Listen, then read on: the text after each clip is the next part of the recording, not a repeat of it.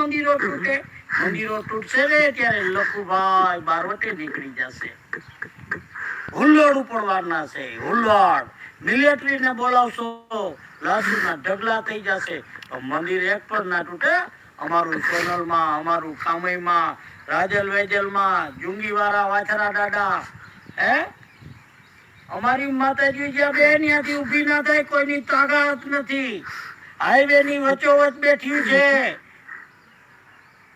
મુસલમાન ના રજવાડા હતા ને ત્યારે અમારી ચારણ માતાજી નું નામ નથી લેવાનું. નાગબાઈ માએ જુનાગઢ સુરત જુણાવ્યું, રાજલ માએ બાકર ને માર્યો, મોગલ માએ બાકર ને માર્યો, જીવણી માએ બાકર એટલે મોમેડિયન રાજા. હો ભાઈ સાંભળજો, તમે અવરું નહીં લેતા લખુભાઈ ગઢવી ભાન વાચા ને. શું કામ આવું કરી રહ્યા છો?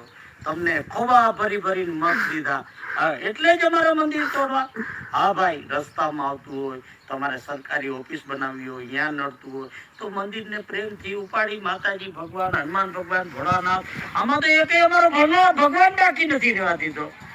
એક ભગવાન નાનો મોટો રહેવા નથી દીધો. આવું ન કરો ભાઈઓ, આવું ન કરો. તમે શાંતિથી રાજ કરો. તમે રાજ કરો એમાં અમે રાજી છીએ. અમે ગઢવી મેદાનમાં આવ્યા ને તો તમે અટવાઈ જશો. હવે અમારે ઈસુદાનભાઈ ને ધારાસભ્ય બનાવવા જ પડશે. અમે બહુ ખોબા ભરી ભરી મત દીધા. આવું ના કરો ભાઈ. તમે સુપ્રીમ કોર્ટ ને હાઈકોર્ટ ને કહી દો. તમે ધારો તો કહી શકો, થોડુંક અમિતભાઈ કહી દો. આવું ન હાલે, આવું ન હાલે. અમારી માતાજી 9 લાખ માતાજી. કયો હિન્દુ એવો છે કે જેની કુળદેવી અમારી ચારણ માં ના હોય? ભોળોનાથ, દેવ નો દેવ મહાદેવ, એના મંદિર તમે પાડી નાખો. ઓહો, તમારા ખાતા તો મુસલમાન રાજા હતા. એને કોઈ દી આવા મંદિર નતા પાડ્યા. અરે લાશુના ઢગલા સોમનાથ માટે થઈને 1.5 લોકો, હિજડા લોકો કપાઈ ગયા. અમે તો કપાઈ જવાના જ છીએ. એક પણ મંદિર ના પડે. હો ભાઈ, લખુભાઈ ના ખોડિયામાં જીવ છે ને ત્યાં સુધી એક મંદિર ના પડે. આવો જોઈએ કેમ મંદિર પાડો અમારું.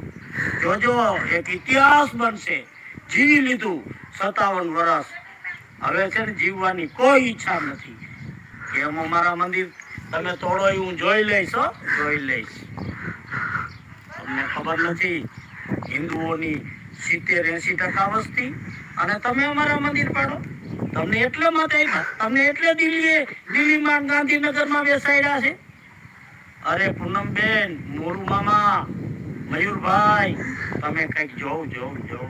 આવી ભૂલ કોણ કરે છે? આવી ભૂલ કરે ને ઠપકો દેવાય કે ભાઈ જે વિકાસના કામો છે, ડેમ તૂટી ગયા બનાવો, કોઈ પુલ તૂટી ગયા છે, કોઈ રોડના ખાડા પૂરો, કોઈ નિશાળો બનાવો, કોલેજો, બગીચા, હોસ્પિટલ, એમાં ધ્યાન દો. આ મંદિર પાડવામાં ધ્યાન દો છો. શું તમારું રાજકારણ છે? તમે ધરાર પાર્ટીને હવે મને લાગે રાજ આપી દેવાના થયા છો ગુજરાતમાં રાજ તમે આપી દેવાના આપ પાર્ટીને. અમારા ઈસુદાન મંત્રી બની જશે. આવું કરશો ને એટલે ઈસુદાન અમારા મંત્રી, MP, PM બનવાના છે. જય માતાજી. લખુભાઈ ગઢવી.